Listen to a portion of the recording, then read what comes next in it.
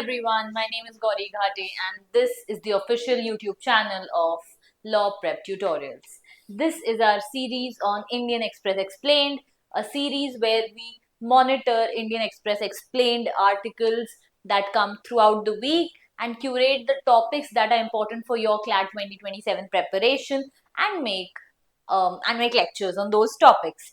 So today's topic is how passport isn't a proof of citizenship. Was the NRC supposed to be?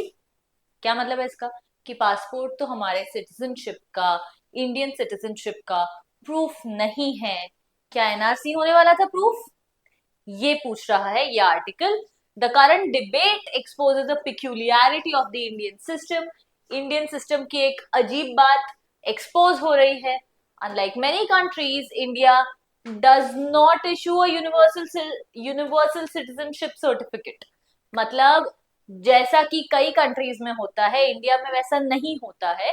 India अपने citizens को कोई भी एक universal citizenship का document जो है इशू नहीं करके देती है. क्या आपने सुना है कि अरे मैं अपना सिटीजनशिप सर्टिफिकेट बनवाने जा रही हूँ, मेरे को इसलिए लेट हो जाएगा कल आने में तेरे से मिलने? नहीं होता है ना ऐसा, क्योंकि we do not have a universal citizenship document. Okay, so how is the citizenship of an Indian or a person residing in India established? That is the question that this article is posing. Now let's see what the article says. The Ministry of External Affairs, हमारे citizenship से related चीजों की बात कौन कर रहा है? Passport से रिलेटेड बात कर रहा है मिनिस्ट्री ऑफ एक्सटर्नल अफेयर्स. ये क्लैरिफाई किया है वेंसडे को कि इंडिया का जो पासपोर्ट है प्राइमरीली एक ट्रैवल डॉक्यूमेंट है और एक stand alone proof of citizenship नहीं है. मतलब अपने आप में वो एक सिटीजनशिप का प्रूफ नहीं है. ये रिलेटेड जरूर है सिटीजनशिप से, लेकिन अपने आप में passport is not a stand alone proof of citizenship for N Indian citizen. It is only and only a travel document, which means a document that helps you to travel across nations. The statement was made on the Passport Seva Divas, which comes on 24th of June every year. कब आता है passport सेवा दिवस? 24th of June. Now my question to you all is, what is the theme for the Passport Seva Divas 2026? Okay, what is the theme for Passport Seva Divas 2026? अगर आपको answer पता है तो please you can type that out in the comment section. यहाँ theme लिख देती हूँ मैं. ठीक है, क्या है? ओके, अब जब मिनिस्ट्री ऑफ एक्सटर्नल अफेयर्स ने 24th ऑफ जून को ये चीज अनाउंस की कि पासपोर्ट एक ट्रैवल डॉक्यूमेंट है और अपने आप में एक stand alone proof of citizenship नहीं है, तो एक बहुत बड़ा डिबेट ट्रिगर हुआ, जिससे मिनिस्ट्री ने क्लैरिफाई किया उसकी लीगल पोजीशन कि जो पासपोर्ट होता है ये तब इशू होता है किसी भी इंसान को जब गवर्नमेंट सेटिस्फाइड होती है कि ये जो इंसान है एक इंडियन सिटीजन है. क्या मतलब है? अगर आपके पास पासपोर्ट है, इसका मतलब ये है कि गवर्नमेंट सेटिस्फाइड है कि आप इंडियन सिटीजन हो. ठीक है, तो अगर देखा जाए तो नाक यहां से पकड़ रहे हैं. ओके, लेकिन but the passport itself does not create citizenship. ये देखिए, अब हम इसको समझते हैं. A creates citizenship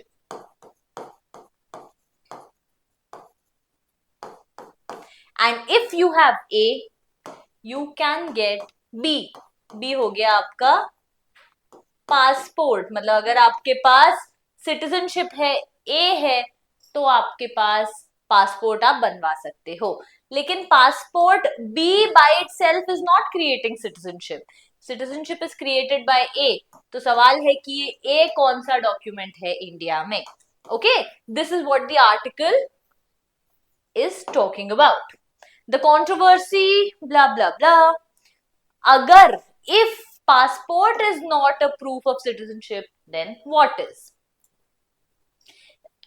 इसके लिए हमें ये सब समझना पड़ेगा कि जो इंडिया की सिटीजनशिप है ये एक डॉक्यूमेंट नहीं है, ये एक लीगल स्टेटस है। ओके, हमारे पास कोई डॉक्यूमेंट ऐसा नहीं है कि इंडियन सिटीजन गौरी घाटे मैं हूं, नहीं है, ये मेरा एक लीगल स्टेटस है। और ये किस बेसिस पे डिसाइड होता है? इंडियन कॉन्स्टिट्यूशन के आर्टिकल्स 5 to 11 और सिटीजनशिप एक्ट ऑफ 1955 के बेसिस पे। ये दोनों मिलकर डिफाइन करते हैं कि who is an Indian citizen, और दोनों में से कोई भी आइडेंटिफाई नहीं करता है कोई भी single document as a proof of citizenship. अगर आपसे क्लैट में पूछा जाए कि सही स्टेटमेंट को रिकॉग्नाइज करो, और स्टेटमेंट्स ये कह रहे हैं कि सिटीजनशिप एक्ट ऑफ 1955 ये कहता है कि passport can be under trying circumstances be identified or acknowledged as a proof of citizenship। क्या ये सही है? नहीं, क्योंकि इस एक्ट के अंडर कोई भी एक सिंगल डॉक्यूमेंट, और ना ही कॉन्स्टिट्यूशन के इन आर्टिकल्स के अंडर कोई भी एक सिंगल डॉक्यूमेंट डिफाइन नहीं है जिसको सिटीजनशिप का प्रूफ कहा जा सकता है। इंस्टेड सिटीजनशिप को हम एक लीगल स्टेटस देखते हैं जो किस किस चीज से अटैच्ड है, या तो हमारे बर्थ से, या हमारे पेरेंट्स से, या हमारे डोमिसाइल से, मतलब हम कहाँ रह रहे हैं, या हमारे नेचुरलाइजेशन से, मतलब हम बहुत सालों से जहां रह रहे हैं। और ये जो सारे डॉक्यूमेंट्स की हम बात कर रहे हैं ये एविडेंस होता है 1 2 3 और 4 फैक्ट्स का। ओके, हमको एक लीगल स्टेटस दिखाना है, या तो हम हमारे बर्थ का लीगल स्टेटस दिखाएं तो हम सिटीजन कहे जा सकते हैं, या हमारे पेरेंट्स की सिटीजनशिप का स्टेटस दिखाएं, या डोमिसाइल का या नेचुरलाइजेशन का कोई डॉक्यूमेंट दिखाएं जिससे हम हमारा स्टेटस अचीव कर सकें। For a person born in India, citizenship depends on when they were born. In certain cases, citizenship of the status of parents, and for some naturalized citizens, it depends on compliance with statutory conditions. Statutory conditions मतलब conditions mentioned under certain acts. अब हम देखते हैं कि India की citizenship, कौन है India का सिटीजन। सो अगर इंडिया की सिटीजनशिप हमको देखनी है तो हम अलग अलग तरीके से देख सकते हैं। एक होती है बाय बर्थ, एक होती है बाय डिसेंट, डिसेंट मतलब आपके मम्मी पापा कौन है उसके बेसिस पे, एक होती है बाय रजिस्ट्रेशन, एक होती है बाय नेचुरलाइजेशन, और एक होती है बाय वेवर क्लॉज। अब हम इन सबको डिटेल में देखते हैं। अगर हमको बर्थ के बेसिस पे सिटीजनशिप समझनी है तो हमको देखना पड़ेगा 3 स्टेजेस में। पहला स्टेज आता है 1950 से 1987 के बीच, जहां अगर आप इंडिया में पैदा हुए हो, डजंट मैटर आपकी मम्मी की नेशनैलिटी, पापा की नेशनैलिटी, डजंट मैटर, इंडिया में आप if you were born you will be an Indian citizen by birth. किन सालों के बीच में? 1950 से 1987 तक। 1987 से 2003 तक का जो पीरियड है इसमें यू हैव टू बी, इसमें कंडीशंस बढ़ जाती हैं। फर्स्ट स्टेज में क्या है? सिर्फ आपकी बर्थ रिक्वायर्ड है, इंडिया में होनी चाहिए। सेकेंड स्टेज में आपकी बर्थ प्लस आपके पेरेंट्स में से एक पेरेंट सिटीजन होना चाहिए इंडिया का, प्लस 1 पेरेंट। और जो भी 2003 के बाद पैदा हुए हैं, आपका थर्ड कंडीशन होती है birth plus both parents must be Indian citizen. और अगर ये नहीं हो सकता है तो कम से कम जो दूसरा पेरेंट है, एक पेरेंट सिटीजन होना चाहिए लेकिन दूसरा कम से कम इलीगल माइग्रेंट नहीं होना चाहिए, रजिस्टर्ड होना चाहिए। ओके, ये 3 पार्ट्स हम समझ गए। स्टेज 1 में if you were born between 1950 to 1987 you are a citizen of India by birth. If you were born between 1987 to 2003 you have to be born in India plus आपके दोनों parents में से एक parent citizen of India होना चाहिए। And if you are born after 2003 you have to be born in India, आपके या तो दोनों पेरेंट्स इंडियन सिटीजन होने चाहिए या फिर एक पेरेंट इंडियन सिटीजन और दूसरा कम से कम इलीगल माइग्रेंट नहीं होना चाहिए आपका पेरेंट। ये हो गया बाय बर्थ। अब हम आते हैं by descent. A person if born outside India who has at least 1 Indian parent, एक इंडियन पेरेंट है born outside India will be granted citizenship provided the birth of that child is registered within 1 year within the Indian consulate of the jurisdiction. Simple बात है, अगर दोनों में से एक parent Indian है और इंडिया के बाहर वो बच्चे का बर्थ हो रहा है, तो जो भी जुरिस्डिक्शन का इंडियन कॉन्सुलेट है बच्चे के बर्थ के within 1 year you have to register with the Indian consulate. That is when the child will get Indian citizenship by descent. This is by birth. अब हम आते हैं by registration. This is if a person related to an Indian citizen through marriage or ancestry. अगर मैं prove कर दूं कि मेरे पापा इंडियन हैं और मैं बाहर रहती हूँ लेकिन मेरे पापा इंडियन है, मैं प्रूव कर दूं एंसेस्ट्री, या फिर मैं शादी कर लूं किसी इंडियन से, तो that is by registration. And then the process is of naturalisation, जिसमें आपको एक नेचुरलाइजेशन का सर्टिफिकेट मिलता है. कब मिलता है? कि पहली बात, आप इलीगल माइग्रेंट नहीं होने चाहिए और आप इंडिया में कम से कम 12 मंथ्स कंटिन्यूअसली रहना चाहिए आपको before applying. In the 14 years before the 12 month period, मतलब अगर मैंने आज अप्लाई किया है तो मुझे अगले 12 महीने इंडिया में ही रहना है, और अभी से 14 years पहले तक का जो पीरियड था, the person must have lived in India for at least 11 years. इन 14 में से 11 years मुझे इंडिया का रेसिडेंट होना चाहिए था, और इस चीज में कभी कभी रिलैक्सेशन मिल जाता है. तो ये हो गया naturalisation. And finally waiver clause होता है जब सेंट्रल गवर्नमेंट ये बिलीव करती है कि ये जो एप्लीकेंट है इसने किसी ना किसी तरीके की डिस्टिंग्विश्ड सर्विस प्रोवाइड की है science, philosophy, art, literature, world peace या ह्यूमन प्रोग्रेस में, तब government of India can wave these requirements, जो उन्होंने किया था दलाई लामा और अदनान सामी, जो एक पाकिस्तानी सिंगर हैं जो अब इंडियन सिटीजन है, इनके केस में.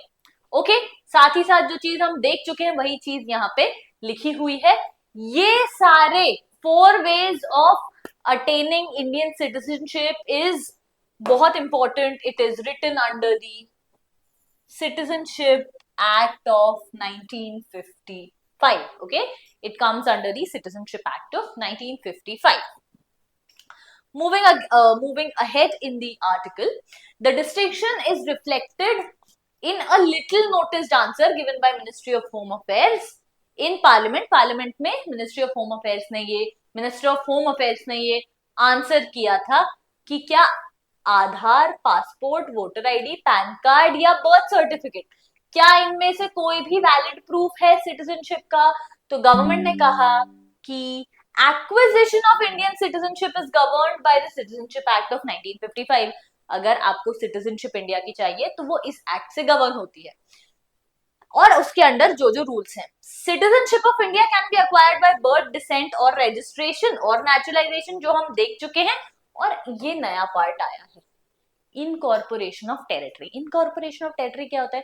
मान लो कल को इंडिया ने बांग्लादेश पे कब्जा कर लिया, तो जितने भी बांग्लादेशी सिटीजन्स हैं, अगर इंडिया ने उस टेरिटरी को इनकॉर्पोरेट कर लिया है इंडिया में, तो वो सारे इंडियन सिटीजन्स हो जाएंगे. The eligibility criteria for acquisition and determination of citizenship comes under the Citizenship Act of, ये जो हम देख चुके हैं यहाँ पे, ये सारे चारों क्राइटेरिया. लेकिन इस पार्लियामेंट में जो जवाब दिया, उनने ये आइडेंटिफाई नहीं किया कि सिटीजनशिप डॉक्यूमेंट्स क्या हैं. ओके, अब सवाल ये आता है कि why is passport important but not conclusive proof of citizenship. तो बात ये कही जा रही है कि पासपोर्ट सिर्फ इंडियन सिटीजन को इशू अगर होता तो वो एक प्रूफ ऑफ सिटीजनशिप माना जा सकता था, लेकिन द पासपोर्ट्स एक्ट इटसेल्फ, इसका जो सेक्शन 20 है, ये कहता है कि जो सेंट्रल गवर्नमेंट है ये पासपोर्ट इशू कर सकती है एज अ ट्रैवल डॉक्यूमेंट उन लोगों को जो इंडिया के सिटीजन नहीं है, even to those people who are not citizens of India. क्या कर सकती है सेंट्रल गवर्नमेंट? उनको passport as a travel document issue कर सकती है अगर उनको लगता है कि ये इशुएंस पब्लिक इंटरेस्ट में है। भाई क्यों करेगी, आइए देखते हैं क्यों करेगी और ये कब हुआ है। हिस्टोरिकली टिबेटियन रेफ्यूजीज के लिए इंडिया ने ये किया है, श्रीलंकन तमिल्स जो इंडिया में थे उनके लिए ये किया गया है, और 2023 में मद्रास हाईकोर्ट ने गवर्नमेंट को कहा था कि पासपोर्ट ग्रांट किया जाए उन श्रीलंकन तमिल रेफ्यूजीज को जो इंडिया में फंसे हुए हैं under section 20 of the passports act, as simple as that. तो मिनिस्ट्री ऑफ एक्सटर्नल अफेयर्स का आर्ग्यूमेंट ये है कि जब पासपोर्ट्स एक्ट का सेक्शन 20 अपने आप में ये कह रहा है कि उन लोगों को भी कभी कभी पासपोर्ट इशू किया जा सकता है जो इंडियन सिटीजन्स नहीं है, तो भाई ये इस डॉक्यूमेंट को हम प्रूफ ऑफ सिटीजनशिप कैसे मान ले, which is what the ministry of external affairs is saying. The principle is common across democracies, ये जो सेक्शन 20 वाला प्रिंसिपल है ये यूके में होता है, यूएस में होता है। पासपोर्ट इशू किए जाते हैं बिकॉज स्टेट डिटरमाइन कर लेता है कि ये इंसान जो है सिटीजन है, पर ये अपने आप में सिटीजनशिप बनाते नहीं है। अगर आप सिटीजन हो तो आपको पासपोर्ट मिलेगा, लेकिन जरूरी नहीं है कि आपके पास पासपोर्ट है तो आप सिटीजन हो, क्योंकि सेक्शन 20 के अंडर नॉन सिटीजन को भी as a travel document issue किया जा सकता है पासपोर्ट। अब इस चीज पे कोर्ट्स ने क्या कहा है, स्पेशल इंटेंसिव रिवीजन की हियरिंग्स के समय सुप्रीम कोर्ट जस्टिस सूर्यकांत जो चीफ जस्टिस ऑफ इंडिया हैं और जस्टिस सूर्यकांत एंड जस्टिस जयमाला बागची ने ऑब्जर्व किया है कि 11 डॉक्यूमेंट्स हम दे रहे हैं और इन 11 डॉक्यूमेंट्स के सिवा पासपोर्ट और बर्थ सर्टिफिकेट, तो इन 11 से बड़े हैं पासपोर्ट और बर्थ सर्टिफिकेट, मतलब इन 11 डॉक्यूमेंट से ज्यादा इंपॉर्टेंट है पासपोर्ट और बर्थ सर्टिफिकेट। मतलब ये बहुत ज्यादा इंपॉर्टेंट है इवेल्युएट करने के लिए कि आप सिटीजन हो तभी आपको पासपोर्ट मिला है, लेकिन अपने आप में वो क्या नहीं है, सिटीजनशिप का डॉक्यूमेंट नहीं है। ये कहा गया है कि passport and birth certificates in a they have a higher evidentiary category than other documents accepted by the election commission for voter verification, क्योंकि ये SIR की बात हो रही थी यहाँ पे। Then in cases that directly deal with citizenship disputes, इसको पासपोर्ट से आगे बियॉन्ड देखा गया है, पासपोर्ट्स आर नॉट इनफ ये कहा गया है। साथ ही साथ in 2013 the Bombay High Court refused relief to 4 persons accused of being illegal immigrants despite producing passports, Aadhaar cards and birth certificate. इसका मतलब Aadhaar card, passport, birth certificate are not enough to prove your citizenship. Okay, क्योंकि 2013 में Bombay high court has rejected the claims of 4 persons who were illegal immigrants, and they've said that even if you have आधार तो कोई भी बना सकता है, even if you have passport तो कोई भी बना सकता है, even if you have birth certificate कहीं भी नकली बर्थ सर्टिफिकेट बन सकता है। It is not a conclusive or standalone proof of citizenship. The birth certificate of one of the applicants will not suffice under the law. It's imperative कि उसके parents भी Indian nationals हैं कि नहीं ये देखा जाए। ये जस्टिस KU चांदीवाल ने ऑब्जर्व किया था in 2013 in Bombay high court. साथ ही साथ in 2005 Sarbananda Sonowal versus union of India judgment ने सुप्रीम कोर्ट ने ये कहा था कि burden of proving citizenship rests on the person claiming. अगर मैं कह रही हूं मैं इंडियन सिटीजन हूं तो ये प्रूव करने का बर्डन भी भाई मेरे ही ऊपर है, सरकार नहीं प्रूव करके देगी मुझे। same is the case in SIR. The burden to prove that you are a citizen rests on the citizen themselves. There's a good reason for placing the burden of proof on the person. और इससे पहले अगर हम 1962 का case देखते हैं state of Andhra Pradesh versus Abdul Khader, supreme court ने ये कहा था कि passport is an evidence of nationality but examined constitutional criteria such as birth, domicile, migration history. इसीलिए डिटरमाइनिंग सिटीजनशिप के लिए इनफ नहीं है, आपको इसके साथ साथ कॉन्स्टिट्यूशनल क्राइटेरिया भी देखना पड़ेगा। पर अब आती है एक्चुअल बड़ी problem. The problem is that India has no universal citizenship document. कल को अगर आपसे पूछा जाए कि प्रूव दैट बेटा you are a citizen of India, how will you do that? Because neither your passport nor your birth certificate, none of these documents actually prove that you're a citizen of India. Certificates of citizenship do not exist for a limited category of people. Sorry, they do exist for a limited category of people. कुछ लोगों के पास जरूर है India की citizenship के certificate. कौन है वो लोग? वो हैं जो सेक्शन 5 और सेक्शन 6 ऑफ सिटीजनशिप एक्ट के अंडर नेचुरलाइजेशन या रजिस्ट्रेशन के थ्रू सिटीजन बने हैं।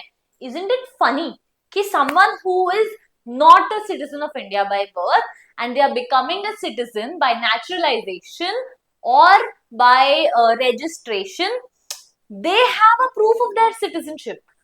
But most of Indians who have this citizenship of India by the virtue of their birth, they don't have any document to show for it. It's very funny. But the overwhelming majority of Indians are citizens by birth and they receive no equivalent citizenship certificate. हमारे पास कुछ नहीं है ये दिखाने के लिए कि आप और मैं citizens हैं. As a result, India has citizens but no single citizenship credential. Very funny yet sad thing to observe. This gap is a product of history. India के सिविल रजिस्ट्रेशन सिस्टम बहुत unevenly evolve हुआ है throughout the decades, इसलिए हमको universal birth registration करने में time लगता है, जो एक नया recent phenomena है. For millions of older Indians, citizenship has traditionally been inferred by a combination of या तो electoral roll, school certificates, land records, birth certificates, passports या फिर other government documents, और एक सिंगल डेफिनेटिव सर्टिफिकेट नहीं है किसी के पास भी. अभी तक जो अपने दादा दादी, उनके मम्मी पापा ये लोग होते थे, ये अपनी सिटीजनशिप कैसे बताते थे? इन सारे डॉक्यूमेंट से. अब आता है क्वेश्चन एनआरसी या फिर national register for citizens, which is the closest India came to creating a document which will prove a citizenship for an individual. इसका लीगल आर्किटेक्चर कब शुरू हुआ था? जब वाजपेयी गवर्नमेंट ने सिटीजनशिप रूल्स ऑफ 2003 में एनविसाज किया था national register for citizens along with local and state level registration. और ये इसमें आइडेंटिटी कार्ड से लिंक करने का सोचा गया था सिटीजनशिप को. ये आइडिया यूपीए इयर्स में रीसर्फेस हुआ था और उसके बाद हमने देखा है कि what's important over here? हाँ, but that idea was eventually dropped. Then we have the only large-scale implementation close to NRC is that of Assam between 2015 to 19, where applicants had to establish links to legacy records predating March 24th, 1971. Why 1971? क्योंकि independence of, बताओ,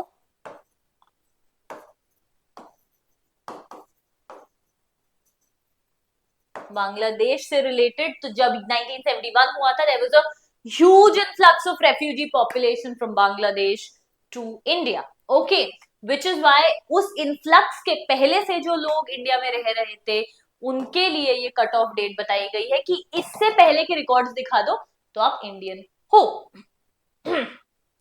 19 lakh people were left out of the final list, many because documentary inconsistencies, spelling variations. अब भाई अगर आप देखोगे ना, गांव में या ज्यादा एज के जो लोग होते हैं, उनके नामों की कई ज्यादा स्पेलिंग्स होती हैं, कई ज्यादा प्रोनाउंसिएशंस होते हैं, स्पेशली अगर आप असम, बंगाल, बांग्लादेश के एरियाज में देखोगे. तो इसीलिए स्पेलिंग वेरिएशंस की वजह से भी कई 19 लाख लोग मिस हो गए हैं रिकॉर्ड से. Missing records and difficulties in proving family linkages. Yes, and then that may ultimately be the central paradox revealed by the passport controversy. India has a detailed citizenship law. कौन citizenship होगा कौन नहीं होगा ये हम articles 5 to 11 और citizenship act of 1955 से बहुत डिटेल में हमने देख लिया. But for most its citizens, no single document that can conclusively prove that they belong, that they are the citizens of India. And that is the problem which this article talks about. So there are a lot of facts in this article related to your GK, current affairs, and even your legal section. So I want you all to remember these facts, and these are the facts जिसके आपको notes बनाने हैं. Okay, you have to make notes for this topic, and you have to continuously revise these notes.